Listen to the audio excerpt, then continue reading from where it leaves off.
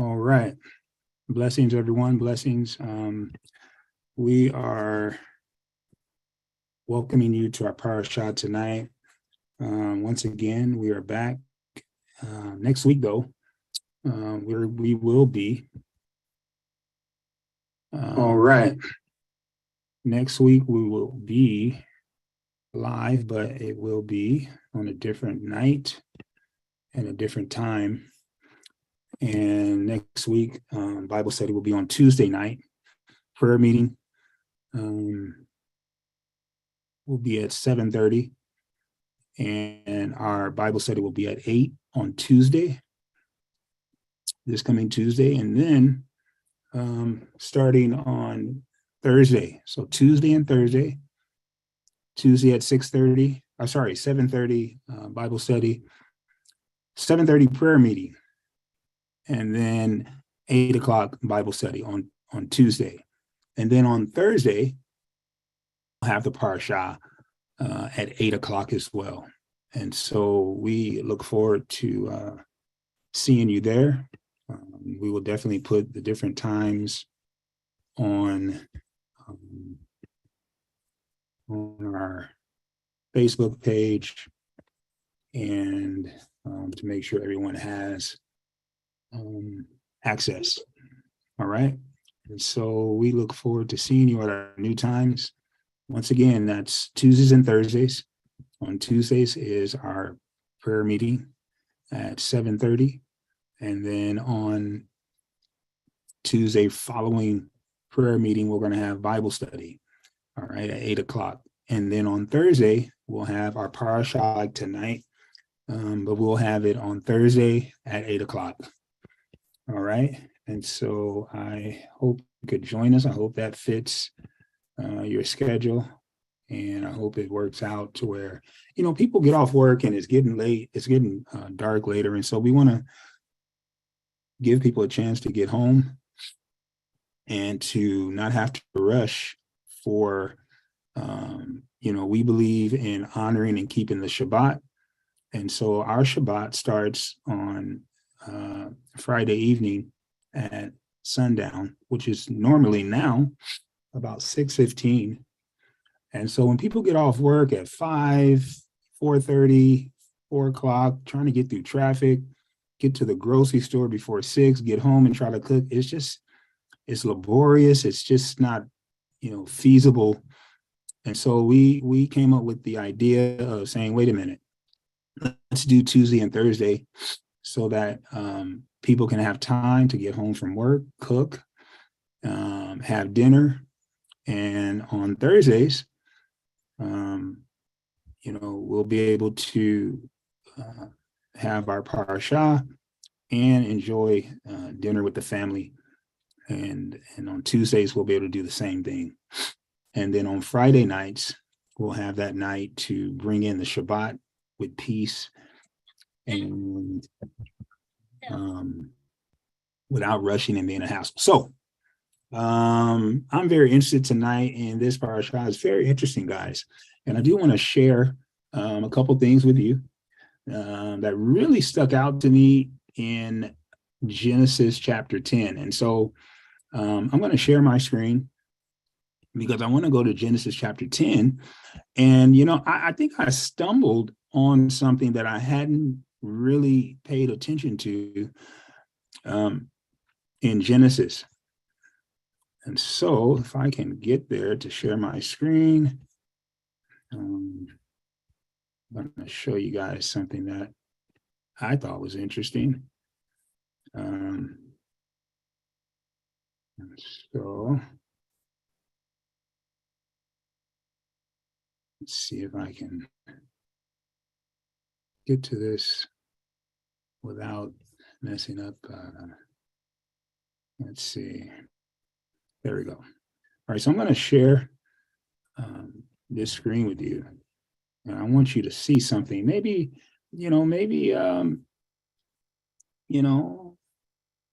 it's something you've seen before, but it's in Genesis chapter 10. And I think it's verse 25. Genesis 10. and verse 25.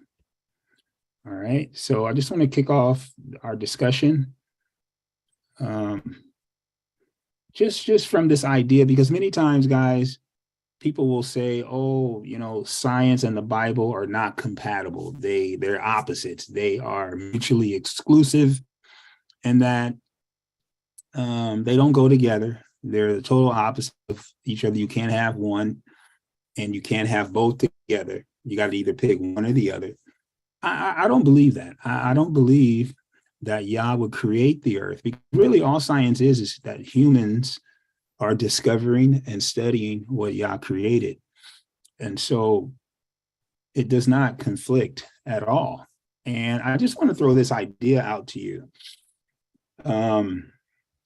In verse 25, it says, and unto Eber were born. And so, they're going through all of the different generations. We call this chapter the Table of Nations. And so we do believe that Adam and Eve were humans, that those events in Genesis chapter 1, 2, and 3, all the way up to chapter 10 are historical. We don't believe that they're allegorical. Now, there are several issues that come up. Many people say, well, where did Cain, I believe that's in Genesis chapter 4, where did Cain find a wife? I mean, the scripture says that he was banned out of the Garden of Eden, and the next verse you read is that he married someone. All right. And so, these are things that have to be studied. You can't just you can't come to the scriptures as an amateur. You have to know various things. For example, the Bible, again, like I said on Wednesday night, is an ancient artifact. All right. And so that's huge. And what that means is that we have to be exegetical archaeologists, if we can put those two together. In other words, we have to really discover, not just exegete the words, the language, but we have to exegete the culture. We have to exegete the literature. And so in exegeting the language, and I'm going to come back and show that some of those words in Genesis chapter 4, where Cain left, it suggests that he was there for a while, that he did not just show up, but he had been there for a while, allowing time for migration of people to come into that land. However, that's another issue. But again, this is the Table of Nations, and we do believe we came from Adam and Eve. We believe those events are historical, based on the genealogy, for one. And so these are not allegorical people, especially verse number 6, and the sons of Ham. And so we can see that, it says here, these are generations of the sons of Noah. He had 3 sons, Shem, Ham, and Japheth. And then in verse number 6, he talks about the sons of Ham, one of Noah's sons. And so we have these sons, Cush, which is translated into English as Ethiopia. Mizraim is Egypt. And so then we have Put and Canaan. And so we know that Canaan is current day Israel, and Put is in North Africa. And so we see that these people arose from Adam, which came through Noah. And so then we go all the way down through all of these different generations of people, and we get to verse 25. And in 25, it says, and unto Eber were born 2 sons. The names of one was Peleg, all right, and Joktan. But look at what it says here. Peleg, the name of one was Peleg, for in his days was the earth divided. Do you guys see that? Now, let's look up Peleg and see. This is very interesting. This is when you really get down into studying the scriptures here. And let's get to Peleg and find out, what does his name mean? Names have meanings in scripture. And so it says that his name is divisions or division. That's interesting. That's very interesting. And I'm no scientist. However, this is super interesting to me because it says here that when we go back to Peleg, let me just show you here. It says that one of the names was Peleg, for in his day the earth divided. So we know his name means division, and it says in his day, or in his days, was the earth divided. I want to ask you guys a question. Could this be the beginning of Pangea? I just want to know, well, what do you guys think? I have never seen or stumbled across it. I kind of, I don't know, inadvertently skipped over it or didn't pay attention to it, but that's a very interesting passage that talks about at one time, maybe the earth was, all the land masses were together, but in Peleg's day, the earth was divided. What do you guys think? What's on your mind? What do you guys think? Again, Peleg's name is derived from the word division. And, I'm no geologist but I do know someone that's taking geology. And so maybe they can offer some insight, or maybe you can offer some insight on this passage. What do you guys think about this massive land that was divided? Could that have been the Pangea that was divided through continental drift? There's this continental drift theory. Incidentally, I do want to say this. If you look at the tectonic plates that all earth mass, land masses are under, are on top of, I want to ask you this. Which tectonic plate is the country Israel on top of?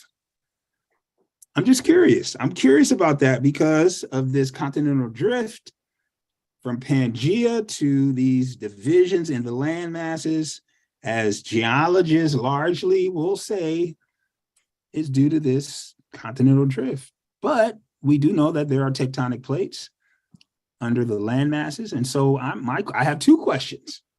Could that be the beginning of Pangea being divided? And what tectonic plate does the landmass of Israel sit on? These are very interesting passages, guys, and it comes right from the scriptures. And so what say you? What do you guys think? What do you think about that? I think that's an interesting question because the other day when you were speaking about the Big Bang Theory, in my mind, I paid attention to what was being said, but I was like, if it was a Big Bang Theory, then his name was God. Boom. You know what I'm saying? Because somebody had to be the creator, right?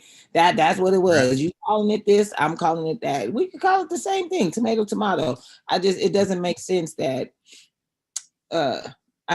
through spontaneous combustion, all of this was formed so intricately, right? So to me, that's been the theory. I could take your scientific piece and what pieces of evolution do fit. I've had a bag of potatoes not me personally, when I was younger, staying with my mom. It was a bag of potatoes in the cabinet that was forgot about, I guess, and it went bad. And it has a real pungent, strong smell.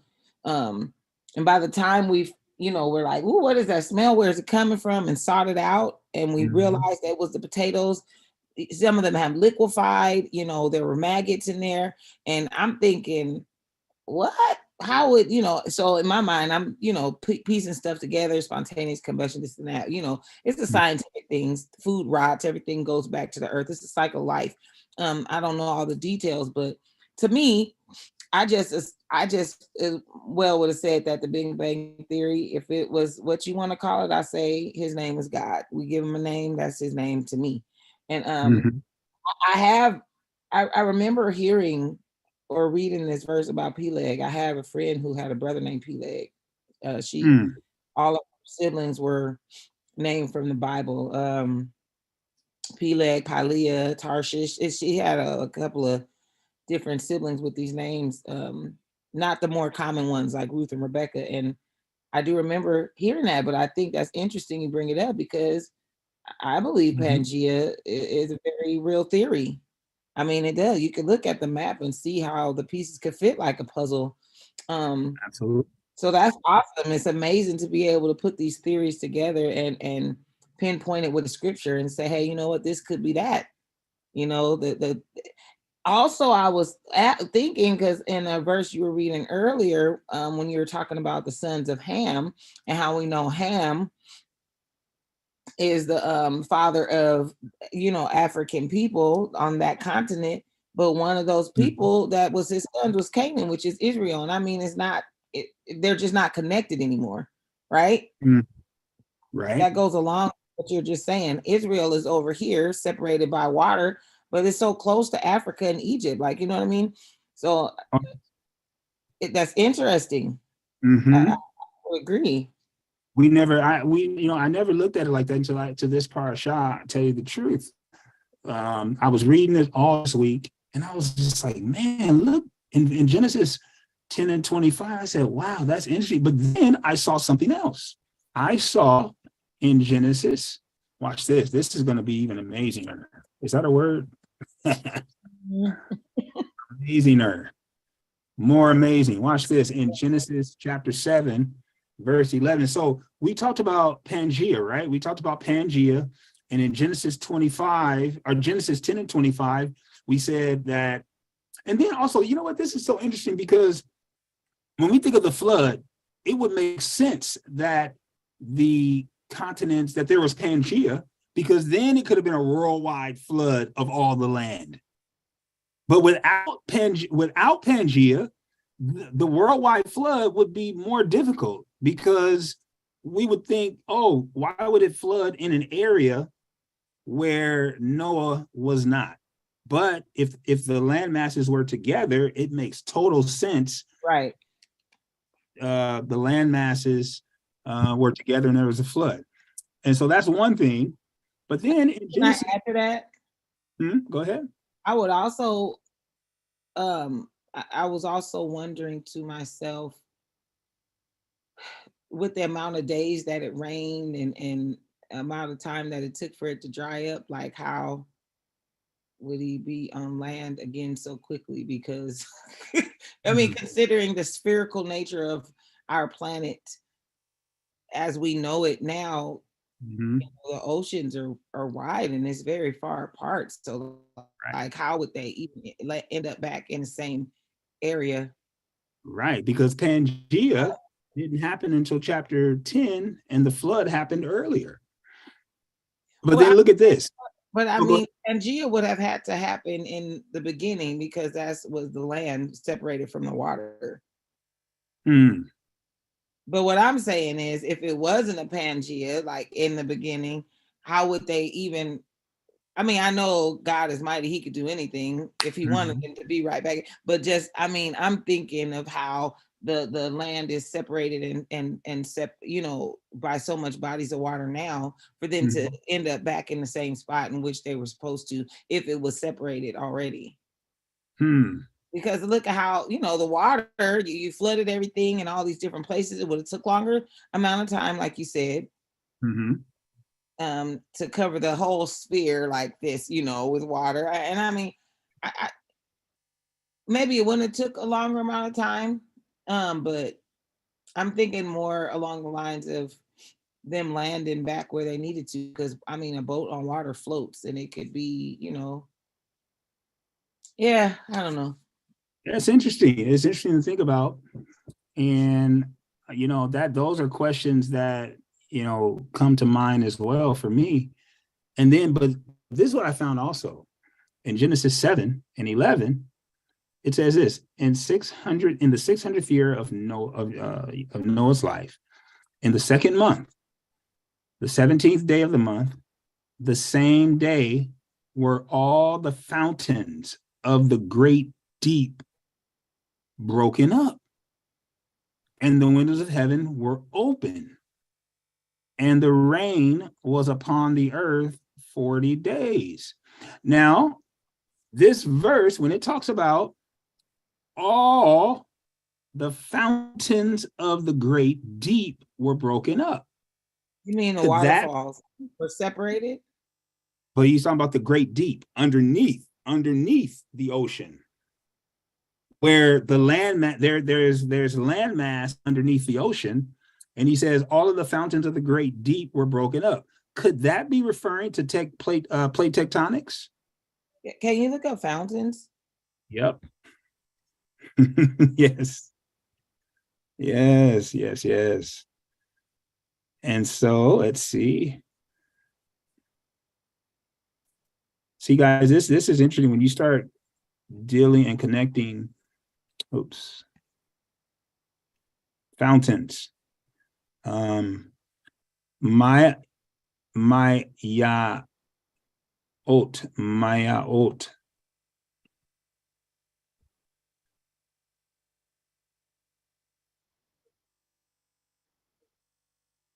Spring.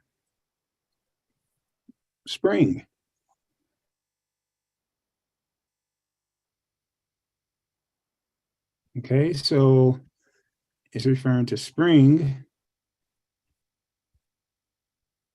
a fountain spring, a well. And so this is very interesting that we talk about this. What do you guys think? Because this is quite interesting. Could there be geysers or springs underneath the Earth's surface, on the Earth's surface? Or sorry, not the Earth's surface, but on the water, under the water, on the surface? There are geysers underwater, hot springs, and I mean I've seen some documentaries about places where there's hot spots like hot geysers, and yes, I would say yes, it's been seen. And so And and it's so maybe, underwater. absolutely. And so maybe, because it says the great deep. And so maybe possibly this was the beginning of how the earth masses, the land masses began to drift and shift. Because it says again, hold on, let me go back here. It says that the same day were all the fountains of the great deep broken up. And so, all these land masses that had springs, they were broken. That land underneath there that had these springs or fountains, they were broken up. So let's see what broken up means. Well, we know what broken up means, but let's just go back and get a biblical understanding of broken up. All right. So that's nev ko. All right. This Hebrew word, we know that when these two letters here, you pronounce these two the same as one. It's like a digraph or a diphthong. And then ko. Ku. Yes, ku. So nev ku. All right. So that's interesting. So let's see what it's saying here. Look at this. To split, cleave, break open, divide, break through, break up, to tear. This is some very interesting stuff, you guys, that I've never really focused on in these passages. even from last year when we went through the cycle, and the year before when we went through the cycle. This is the first time for me that I'm seeing these connections between the land masses being Pangea, and then in chapter 7 showing how Pangea was broken up. And how did it do that? Well, underneath the earth, or underneath the deep waters, are these land masses, which we call plate tectonics, that cause, well, they used to call it continental drift. But these land masses began to split at the same time. And so when you think about this, this was the most disastrous event. And so in order for them to split, you would have to have earthquakes and tsunamis. I mean, just think about how, and we know that water is powerful, that it will destroy, because I think the scripture says that the Lord destroyed the earth with, or destroyed them with the earth. And so that includes the water, the land underneath the water. This was a disastrous event that took place, that Noah and his family, had it not been for that boat, that ark, they would have been swallowed up. That is amazing. The fountains, all of them, of the great deep, that means underneath the water. Well, we know the water didn't break up, but the landmass under the water was broken up. It was divided and created these plate tectonics. These plates, these tectonic plates that I believe, watch this. Now, watch this, guys. I want to show you something, because you guys got me going now. So I'm going to show you this. This is like what I do. I love this. I want to say, okay, so let's look up tectonic plates.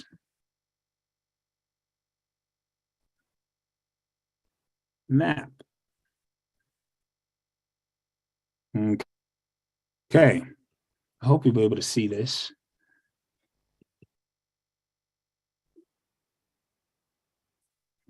Oh, wait, here it is. The wording's not clear on that picture. Let me see if I get another one. Yeah, it's not showing. Oh, here, maybe here. Now look at this, guys. So you see, this is the so-called African plate. All right. And now what? Now this is interesting. Look at where this plate comes right up where Israel is. This is Egypt. It comes right to where Israel is. Right here. Let me see if I can make this larger. Oops. Uh-oh. That was fine. Okay. Let me go back. I don't know what I did now.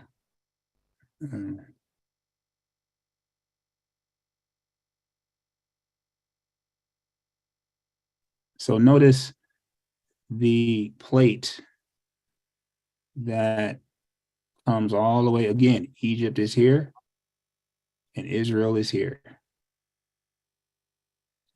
Hey, wait a minute. I don't know what happened there.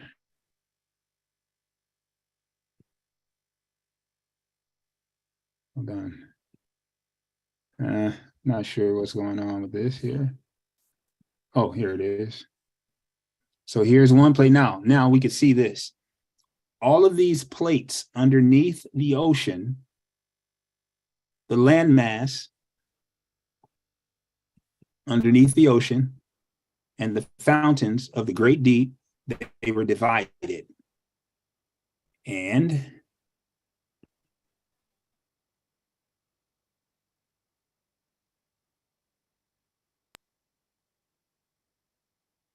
was that the picture I was on?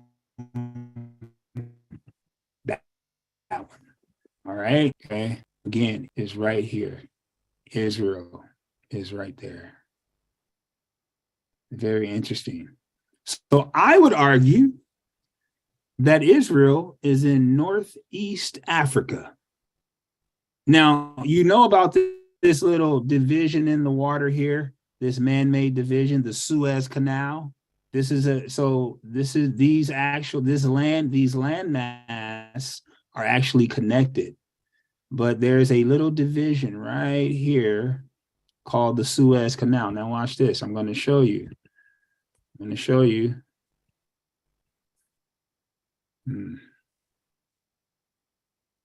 Okay, it's not going back for me. I don't mean to take that much time doing this, but I want to show you this. Give me 1 second here.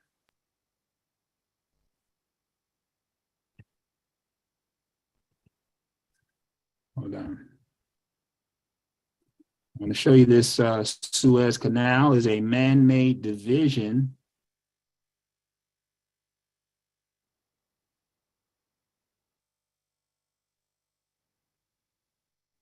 Let's see, I'm going to go to images. Oh, you can see it right there.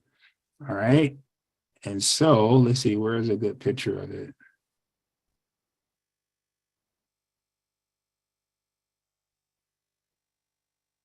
Maybe this is The second one. this one. The second one. Wait, which one? That was the right one. Okay. So you can see here that we have Alexandria, Egypt over here, comes all the way over here. And this area, it's not really showing that well, but this area here is the Suez Canal. It's a canal that was just like the Panama Canal, which is a separation in the landmass. Okay, had it not been for this man-made Suez Canal, let me see if I can find a good picture. Oh, look at this. Yeah. So you can see this picture here on the right. They built this canal to allow. Now, what's going on right here? What do you see? This is commerce. This is commerce because they would have to travel all the way around the Horn of so-called Africa to get to the other side. But they built this canal, man-made canal, to separate Egypt. Where did that picture go?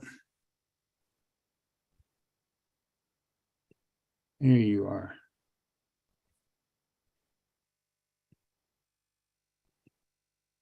Come back. Yep, here we go. This canal right here, this landmass was one. All right. And so Israel is right here, right where Egypt is. They separated Egypt from the rest of North Africa. I believe that. I believe that to be so.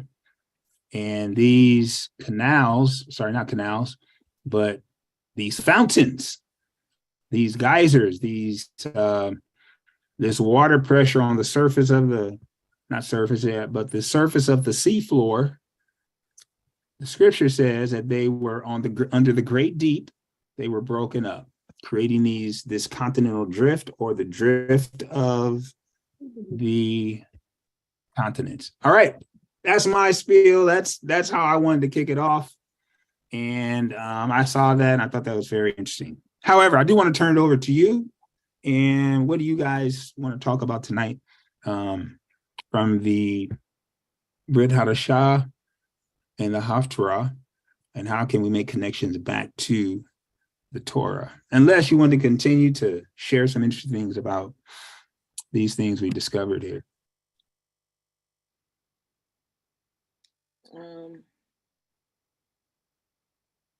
I think Isaiah was a pretty obvious connection back to the Torah, because he was pretty much saying how he would not flood the earth again, he wouldn't get so Mhm. angry. He had, he wanted to remind the children, his children of who they were, and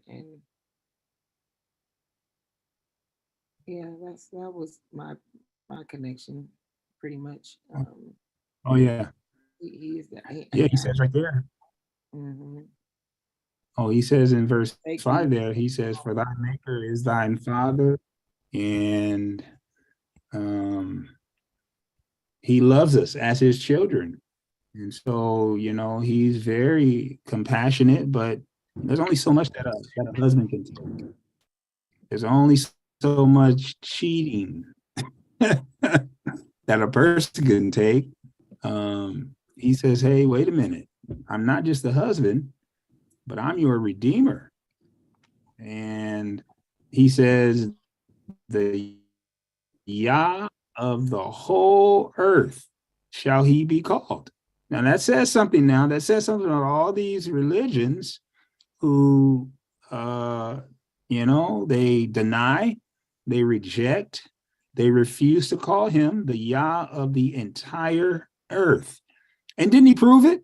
Didn't he prove it with Genesis chapter 7 and 10? He proved it. Absolutely. And so, yeah, Yeah, I like that. I'm definitely going to thank you, sis. I'm going to connect Genesis 7:11, Genesis 10:25 with Isaiah 54 and 5. He says he is the Yah of the whole earth. And we can see in Genesis 7:11, we'll go there real quick, guys, with the 7:11, 7:11. See this? Watch this now. Watch me. 7:11 is powerful. We already showed it, but I just want to see that connection again with Isaiah 5. He says, in the 600 year Noah's life, in the second month, the 17th day of the month, the same day, were all, and we just looked that up, fountains of the great deep. Now we know the great deep is the the water underneath is called the great deep. He says the great deep, these fountains of the great deep. We talked about geysers. So Janine talked about these geysers, these water geysers, and that's what this word fountains mean. It means springs that are on the sea floor. They were broken up. Now, who did that? Who did that? We know who did that. All right. And then in 1025, so that's talking about the tectonic plates underneath the land. And then in Genesis 10:25, uh-oh. Pushing too many Let buttons. me go back here. I know, I don't know what I'm doing. I'm happy go lucky. You try to go back like this.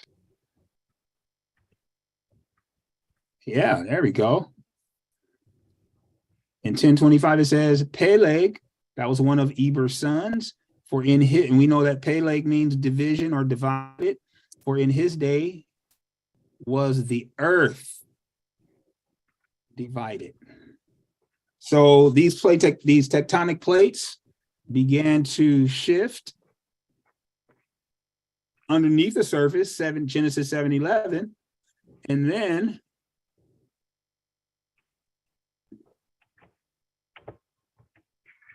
we saw, oh, they're not going to show me love.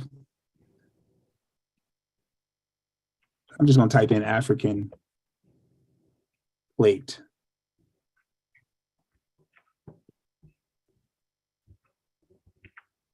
I'm going to say tectonic. Okay. Hopefully this will be large enough. Let me see. Maybe.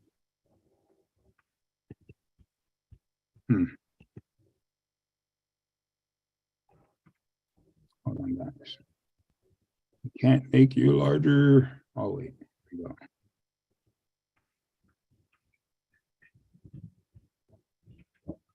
Oh, yes. And so we saw this is the African plate, comes all the way around, all the way around, all the way around here, the tectonic plate. And then right here is Egypt going right up to Israel. What I believe is northeast Africa, Israel. I would argue that Israel is in northeast Africa. I definitely would argue that all night, all day, all night long. And the only separation, guys, remember we talked about that? The only separation between Israel and Egypt is the Suez Canal. We just showed that. That's the only separating division. We can see it here. This great land mass, our water mass, okay, allows ships with cargo, with product to pass through Egypt, with Egypt on one side, Israel on the other. And let's see. Yeah, right here, you can see it even better.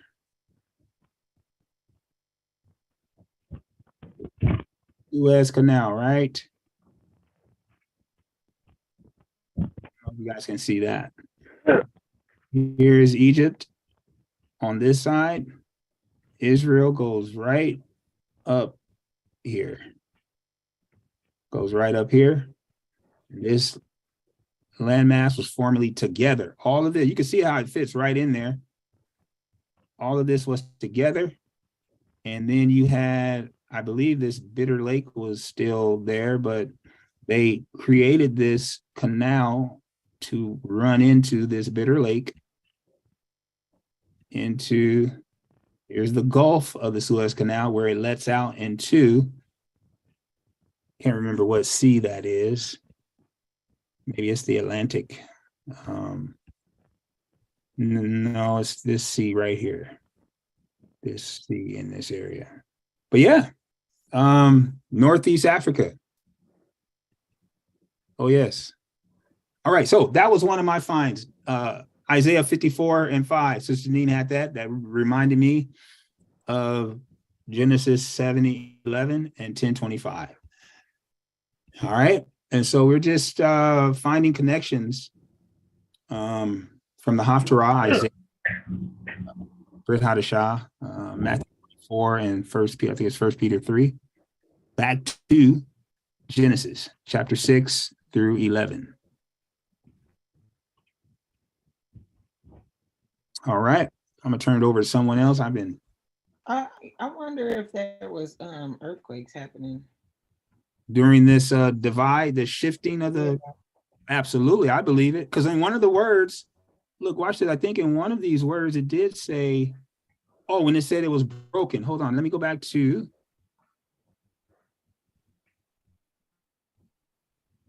Yeah. Hold on, it did say that. It did say that was one of, when it says that the hold on, let me see. Well, let me check here first, just to make sure when it says divided. Let me check here. So again, we know that Peleg, his name means division. Okay, we can see that here. That's exactly what his name means. And then, hey, get out of here. And let's see what divided means. The earth was divided.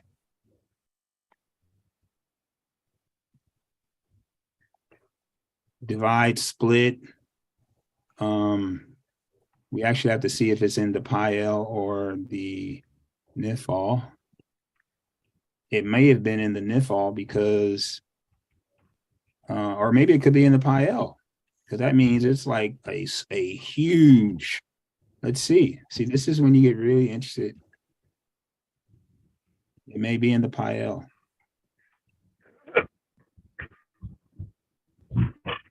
Oh, it's in the Nifal. Uh-oh, you know what Nifal means? It's the passive. So the earth, so watch this. This is interesting. There was someone who caused. All right. So the earth dividing, it didn't do it itself, but there was someone causing the earth to divide or to have earthquakes. Now watch this. Now let's be sure. Let's go back to 7-11.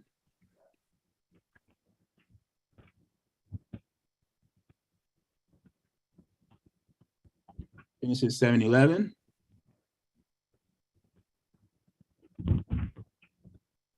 And go. Okay, so we're going to look at broken up. So we're going to look for a couple things for broken up. We're going to look and see the grammar, and we're going to look and see the definition. Does it mean earthquakes? Okay. Okay, Noah's life, second, 17th day, month, fountains of the great deep, broken up. It may be in the Nifal because I see that in. Oh, I saw you. I saw you. You're peeking through Nifal. Remember, that's passive. So the breaking up did not happen by itself. However, let's see if it means earthquake. I thought I saw. It's in the Nifal, right? So it means to be cleft, rent open, be split open, to be opened. I thought I saw somewhere where it said earthquake. Hold on. I mean, I could assume that depending on how dramatic the tears or breaks, yes, it would be. Absolutely. Absolutely. To be cleft. And that's interesting. To be rent open, to be split open, to be broken in two. In other words, when Yah caused this great disaster, he broke up the earth himself and flooded it himself. The earth didn't just do it. Now that brings something interesting. When we have earthquakes today, does Yah still cause earthquakes? Well, the earthquakes didn't happen until after he flooded. Wait a minute. So say that one more time, sister. This didn't happen until after the flood dried out and Ham, Shem, and them had kids. Remember, we talking about because in 6, it was in 6 that it was flooded, right? Wasn't it in 6? You know, God said unto Noah, the end of the all flesh. Yep, in 6. And behold, I do bring a flood of waters upon the earth to destroy all flesh. Then he says, but with thee I establish my covenant. I'm going to save you and your family. He entered all of the animals, the food into the ark. Let's see, gathering should be found. Then Noah did all the Lord commanded, so he did. So is it in 6?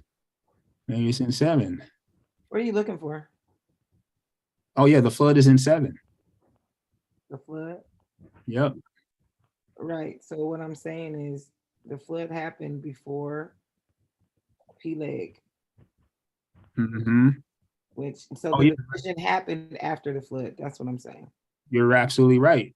It says in verse 4, for yet 7 days, and I will cause it to rain. And then Noah was 600 upon the years of the earth when the flood of the waters was upon the earth. There you go. Then it talks about how they were saved. And then it says in 10, and it came to pass after 7 days, the waters of the flood were upon the earth.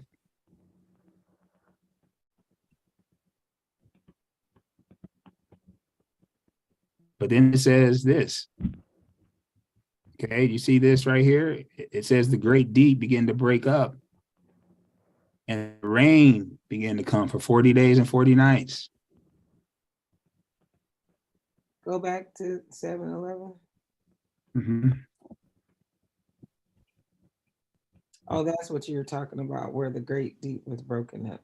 Mm-hmm. That was the tectonic plates, the tectonic plates. That's that you saying that's the beginning. I believe that underneath the waters, what caused this flood, what made it worse, we know in 12 it says it began to rain. That's what caused the flood. At the same time, it was so destruction, it was so disastrous that not only was rain coming down and wouldn't stop for 40 days, but even underneath. The splitting began. So all that water is when the ship, that makes sense. Yeah, absolutely. Because when you have these shifts underneath the on the floor, see, you know what a tsunami is, right? Mm-hmm. Tsunami is there's an earthquake on the ocean floor.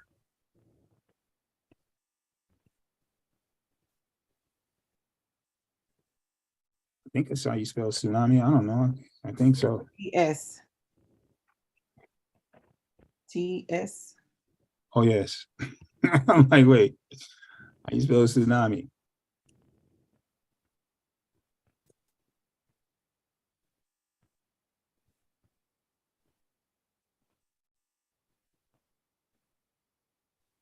So a tsunami, a long high sea wave caused by an earthquake, submarine, a landslide, or disturbance.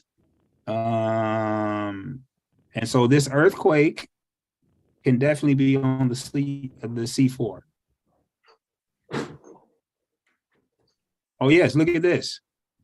It says tsunamis are giant waves caused by earthquakes or volcanic eruptions under the sea.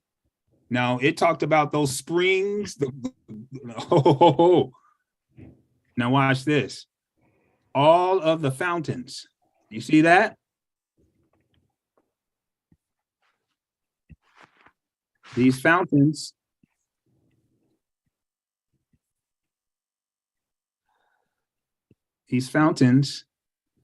are called springs. What was springing forth? What were these wells springing forth? Could it have sprung forth volcanic lava? Earthquake, what did it say? They're caused by earthquakes or volcanic eruptions under the sea. All right. And we know that this took place in the Great Deep.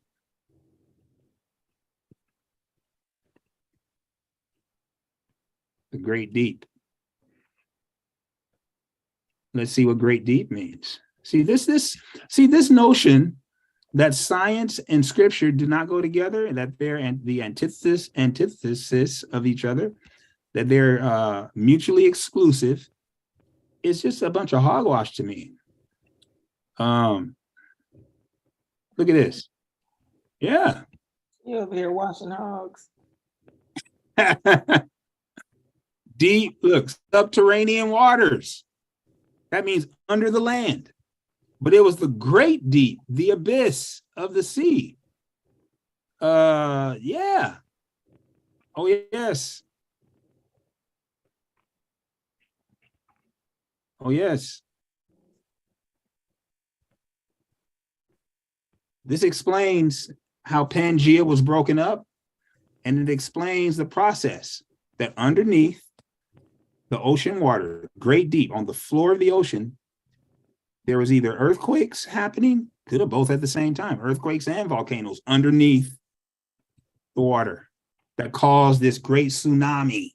It's the heat from the volcano lava that disturbs the tectonic plates and makes the shifts, which causes the earthquakes. It's like something from one. It's like cause and effect from one to the other. And then the rain coming down on top. Mm-hmm. You see that? A huge disaster. Now this opens up, guys. Now this right here, this discovery in the scriptures, it's always been there. I just happen to see it. We've been through this. This is our third time going through it, and I've never focused on this part. Look how Yah's word just keeps on giving and opening up new ideas about his creation. And this is why he says the whole, in Isaiah chapter 54 and 5, the whole earth, all of it, underneath the waters, on top of the waters, in the sky, all of it belongs to him. All right, I've talked enough. Felt like I preached a sermon now. Anyone else want to jump in there and share some ideas? And what say you?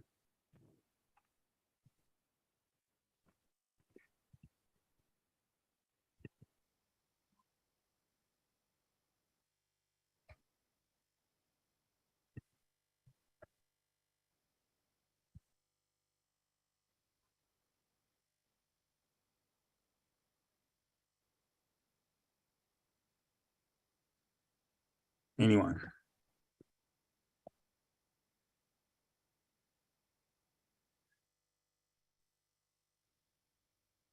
We can still see your screen, FYI. Oh, I'm typing on oh yes. All right. God, I'm excited, man, to find out this is a new discovery for me, man. I get cankleish, cankleish when I find these things out, that we have actual scriptural proof of not only where we come from as a human race, but we have scripture that is dealing with geology. Who says Bible? Have Bible? We can talk science. Come on and go with me here. We can. The scriptures told us that these tectonic plates were broken up because of earthquakes or volcanoes under the sea, and that's what caused the flood, along with the 40 days of rain that just wouldn't stop. Tsunamis, and hold on. What's that when it rains just profusely? It's called what's that called, you guys? It's slipping my mind. A tsunami underneath caused by the earthquakes and the volcanoes. Okay. A monsoon. This is a monsoon. A monsoon, just 40 days nonstop rain. Wow, what a disaster, huh? And Yah was not playing. He let those people know, look, listen, this is my earth. Okay, I want to ask, where did Shem people land? Can we see a map of where the sons of Ham, Shem, and Japheth landed? Because I'm still kind of thinking about how, you showed the canal and how Israel was connected to Egypt, but it's been separated by man, for commerce reasons. Mm-hmm. But Canaan, was the land that was supposed to be the promised land originally, right? Well, no, not originally. Originally, it was the land of the Canaanites, Ham's children. But because right. Go ahead. And that has to, so Canaan was the one who saw his father's nakedness, and the other two had went in, covered him, they walked backwards, and then it was the two different little curses, right? But that had nothing to do with the land. He said that he would serve right his brothers, right? Right. Now let me say this on Sister Janine's point. I'm gonna let me back real quick. I went to a seminary in Southern Cal called Biola. And my good friend, Dion Evans,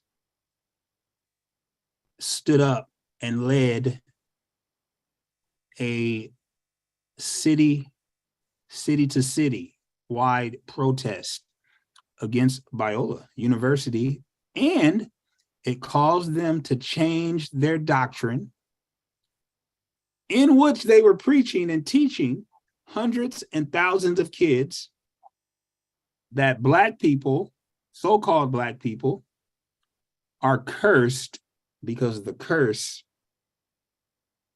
of Canaan and Ham, because he saw his father's nakedness. And so, yeah, we've done some good work on levels that the Lord wanted done. And so when we talk about, you said, where did these people go? Ham, Cush, Mizraim, Put. I mean, the sons of Ham, Shem, and Japheth. I was more so thinking because Canaan was supposed to be, I mean, Israel, our promised land. But if Canaan was a son of Ham and not Shem, I was pretty much making that connection that Ham fathered African people, and then Shem fathered the Black people who we are now, the Israelites, the tribes of Israel. And Japheth is more the European side, the lighter side. I was thinking about the geographic location of those. Okay, so we see Mizraim right here, and we know this is Egypt. He begot all these people, and maybe these names we know, like Naphtali. I'm thinking even some of these names sound similar to the 12. I mean, maybe they just repeated the names like we do. Ashur is here. Who is Ashur born to? 10:11, Genesis 10:11. That's Asher. Oh, I see what you're saying. There, and here I see, where'd you just see? Mizraim and Naphtuim? No, it's the same one too. Where is it at? Is it right? Well, you moved it. Which way? Which way? This way? Okay, stop. Oh, right here. Under Naphtuim, is that a name? Yeah. I'm thinking maybe the names was just repeated or something. Oh, you had a cousin named Naphtuim. I'm gonna name you Naphtali. Right. You know how we do. Right. But you look at these, if you look at Canaan, and you look at the Jebusites, the Amorites, the Girgashites, the Hivites, these are all of the peoples that when Israel went into Canaan, they're supposed to get rid of them.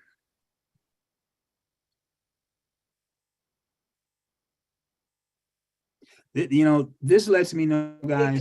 So that's crazy.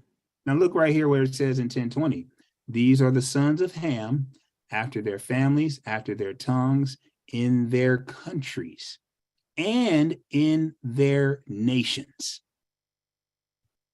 It's very interesting. Yes, they also cousins. Right. They definitely are related. And so if you look at Shem, these places, here's Ashur again. Wait, is this the same Ashur as we saw up here? Unto Shem, also the father of Eber. Wait, where'd you see Ashur up here, though? It's up more. Asher, it's a place, though, I think.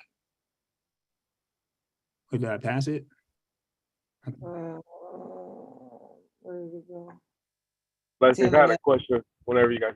There is a land. It's the land. 10:11. Here it is, right here. Yeah, Asher's here. And then Rehoboth is there too. Hey, here we are. City of Rehoboth. And then we go down here, brother. We hear you, brother. We're gonna let you chime in and go in. But I just thought I saw that twice. Ashur. Oh yeah, it is here again. The children of Shem. Now that will be an interesting study to find out, is this 10:22 the same Ashur as in 10:11? Because 10:11 is the land. Oh, out of the land that went forth. Wait, out of that land went forth Ashur. And builded Nineveh and the city of Rehoboth. So Shem's son built those places. So is it saying Shem's son built out of that land went forth Ashur and builded Nineveh and the city Rehoboth and Calah. See, this will be, yeah, I would have to definitely go in on this to find out, is 1011 Ashur the same as 1022 Ashur? I think so. Okay. That definitely will be an interesting study. Unto Shem, also the father of all the children of Eber, the brother of Japheth, is the elder. Even to him were children born. And then I see Eber again. Apraxa beget Salah, and Salah beget Eber. You know how you be going back and forth? I think that's what that's happening. Something happening, and this is how it happened. He explains it, yeah. Excellent, man. These are some awesome finds. All right, brethren. What say you? Blessings, blessings. Shalom, brother. Welcome. All right, blessings. So I wanted to ask a question. Remember how you guys were talking about the families of Noah, Shem, Ham, Japheth? My question is, and then I heard Sister Ben say that, you know, when it's all said and done, we all are connected. We all are, you know, when it's all said and done, when it goes back to Noah, we all family because we come from Noah, right? So my question is, since we all come from Noah, when it's all said and done, since he's the father after the post-flood, and his children, right? My question is, and it's like, you know, how are we all, you know, how close are we connected to everybody that's in different with different nations and ethnic back, groups, because we have different nations, right? And we have different dialects and stuff like that and different customs. But talking about, I'm gonna go far as like saying the biological, what makes somebody biologically a relative to each other, because if we go all the way back to Noah, then I would be thinking, and I'm starting to say, okay, we go all back to Noah, then it seems like there's like a split, or there's like a separation between each other from Noah, in the sense of the fact that we have different bloodlines, right? But then it seems like we all still are connected in a way, but we still have different bloodlines, which is I'm trying to make sense of it. Because if we all are connected, then I'm thinking, okay, like say if I lost blood, I heard that if I lost blood, anybody that's close to me, that came from me, like my son or my mom, maybe there's a possibility, or maybe my dad, says we have to look at their blood types. Like somebody that's really close to me, has a cosmic connection to me, or and basically that it's my close relative, they could probably supply me blood if they're my relative. But then we know we're connected to Noah, but then we know there's different blood types. So then not every blood type will work for everybody. I'm just trying to figure out, we say that people might say, oh, I am genetically connected to Abraham, right? They might be able to make some DNA proof and stuff like that, but it's like, will we be able, everyone who's connected to Abraham, or everybody who's connected to a particular nation, are we able to, that's the question, are we able to use their blood? If we lost blood, or how close are we to people if we go back far, in respect to like Noah? It seems like there's, That's a good question. So, I mean, I'm the prime example. I had a lung transplant. I don't know if the guy was from Shem, Ham, or Japheth. I don't know, but what I do know is we were the same blood type, A positive. But when you talk about spiritually, so you're talking about physically, humanity. But when you talk about, when you bring, are we from Abraham, Isaac, and Abraham, Isaac, and Jacob, those are not only physical genealogies, but it's also spiritual as well. And so we do know that Yah called these other nations that rejected him Gentile nations. And so is that talking about only physical, or is it including spiritually also? That would be another question along with the question Brother Mark is bringing up. Aha. Yeah, and that's a good point.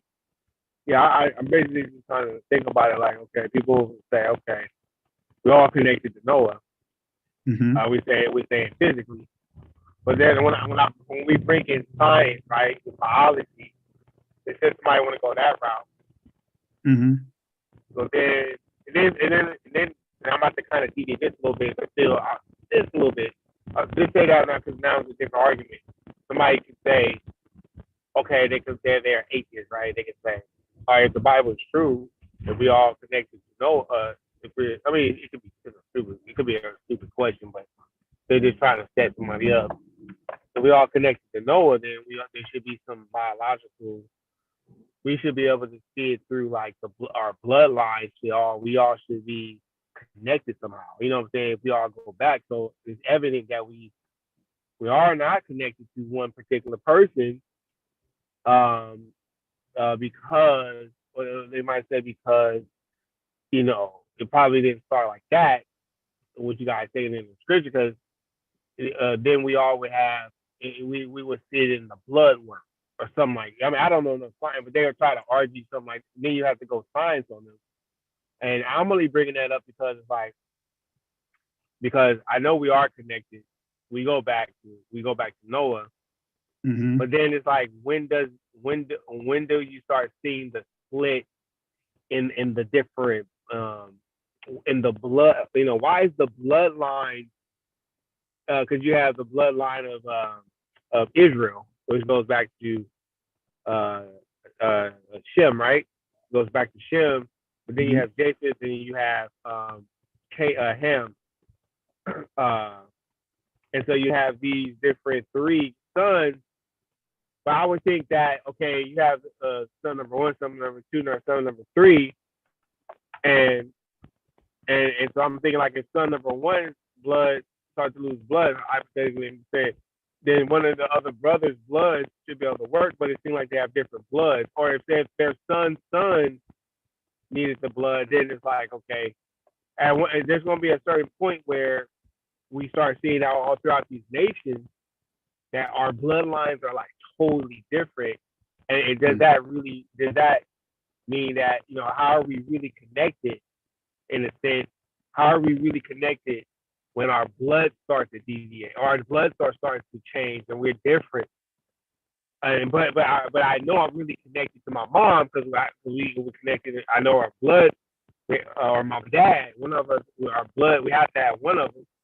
Mm-hmm. But if we go all the way back, it just seems like when we start looking at each other, it's like, okay, my blood don't match your blood, and so it's like, okay, we don't have, are we not, our bloodlines don't connect. But then I'm thinking like, okay, should our blood, I'm thinking, okay, maybe our blood should connect, because we do.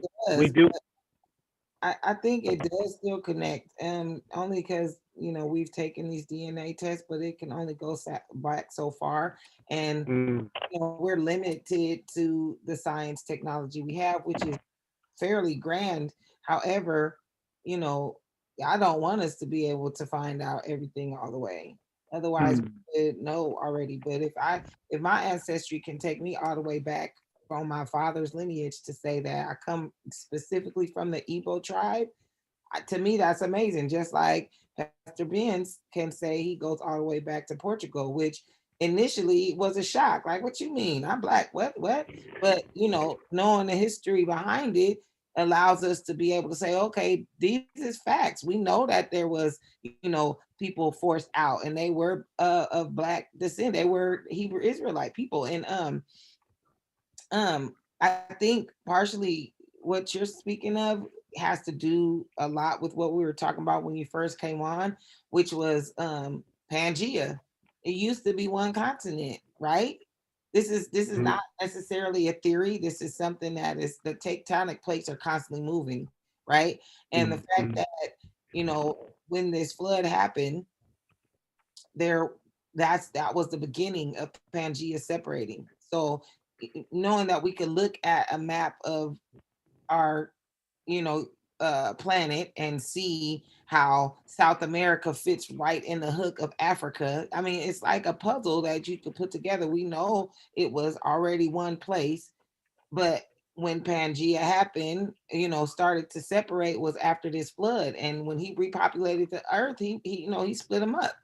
This is what I'm about to do. Oh, y'all down here building babbles and stuff. Oh no, we giving languages. I'm splitting y'all up. He separated it because he knew gonna continue to be evil. And over time, that's where that micro evolution comes into play. Like that's why I asked earlier, Pastor, if you could put up a map of where Shem, Ham, and Japheth, where their nations located. So you can see that Japheth's people landed in the Caucasus Mountains, and it's cold. It ain't hot. They don't need black skin because they're not gonna have that melanin because it's cold. We have to have melanin to protect us from the sun. Like, so people in Africa are blacker, like darker skin. It's all science. All of it is connected. So, those are some of the connecting pieces that he was mentioning. He never put those two and two together. Wait a minute. Peleg mean division. Oh crap. Oh, these springs under the water started busting stuff up. We know about Pangea. Babylon. Oh, y'all tripping down here. I'm about to give y'all different languages. That is how the bloodline started to shift over time. But it took years. Because they're saying Pangea happened over however many millions or two. I don't even remember. Let me see how many years it say. However many years ago that Pangea began to shift. And they say, I don't know, they theorize, I don't know how true it is, only y'all can tell us. They say that it'll be one supercontinent again one day, but it's gonna be like 200 million years from now, 50 million, I don't know. That's a lot of years. But they're constantly moving. I don't know. That's my lammy back. What they're talking about, maybe because we have Kush down here. It's right here. So is this showing you Ham, Sham, and Japheth specifically? Descendants of Ham. Look at all over here. It's right So here. these are the colors. Look at the colors. You guys see the colors down here? Red. Okay, I see it. I see it. Blue. So here's the blue. And this is another thing. The maps that we look at now are all separated because we only know the earth to be like this. So for example, if it was still Pangea at this time, it would have been closer together, because they even describe how many days or how long it takes to travel. Mind you, they're traveling by foot. Maybe they had some carriages and things. What are those chariots? Stuff like that. But say it one more time. Chariots with wheels, maybe. Oh yeah. But a lot of traveling was happening, by foot and right. Yeah. I mean, they were living to like 800, 700, 900 years old. Right. That's a long time. And then this is a pretty concentrated area for them to be in. Mm-hmm. This is an interesting map right here. Look at all this red. It's Japheth. You see all this? And then their location. You see this Ashkenaz? Mm-hmm. Yeah. Ashkenazi. I got some of that too. Mm-hmm. You praying? What you say? Listen, I'm not mad. Once again, he came from Noah too. Look, they ain't acting right, but as long as we all from, I'm doing what I'm supposed to be doing. How about that? There you go. Hallelujah. All right, guys, man, we had an awesome study tonight. I thought honestly that for me, this was one of the really important and interesting studies so far. One of, not the, but one of the most important and interesting, because I don't know about you, man, but I've learned some things tonight about the scriptures that I really didn't know before. I love that. I love, that just shows us the more we learn, the more we see how much we need to learn and know. And we can never exhaust the scriptures. I never would have put Isaiah 54:5, Genesis 7:11, and Genesis 10:25 together. But those are my go-to scriptures now. Especially when we're dealing with, people who don't believe, people who believe in science. We can show them that through the scriptures, that so-called Pangea is biblical. And the tectonic plates, all of that stuff they talk about in science is biblical. And so that really shows the relationship is mutual, that they're not mutually exclusive. And so that's a very interesting find, man. That's just amazing. Yeah. Anyone else have anything else to say? We did say earlier that we changed the times of our prayer, Bible study, and the Parasha. So on this coming Tuesday, 7:30 will be prayer. 7:30 on Tuesday is prayer. 8 o'clock is going to be Bible study. 8 p.m. it's going to be Bible study. And then on Thursday, we talked about, like on Fridays, there's so much. We're getting off work. We're dealing with traffic, trying to get home before the sunset. I think today it was like 6:14 or 13 or something like that. Trying to get off work, shop, do all these things just to race and beat the sun down and try to have Parasha right at 7 it's stressful. And so we said, okay, let's try to make it a little bit more easier for families who have children, especially, so that now on Thursday nights, we'll have 8 o'clock Parasha, so that when you get off work on Thursday, you'll be able to take your time, get home, cook, spend time with the family, and then we'll have our Parasha on Thursdays. Same thing on Tuesday, 7:30 prayer. And then on Thursdays, there's no need to beat the clock to cook. You can, let it simmer while, and then on Thursdays or Tuesdays, same thing, 7:30 prayer, 8 o'clock Bible study. And we'll definitely keep it from 8 to 9. We will definitely do that. And so I'm excited about this new format and time that we have. And so we'll definitely make announcements again tomorrow, and we'll continue to put it on our thread and Facebook to let everyone know that there's been a shift in time. And so, yes, we're blessed. We are definitely blessed. And I'm looking forward to tomorrow and how the Lord's going to work in dealing with our lesson tomorrow. So blessings, shalom to you and your family too. Shabbat shalom, Laila Tov, blessings, everyone.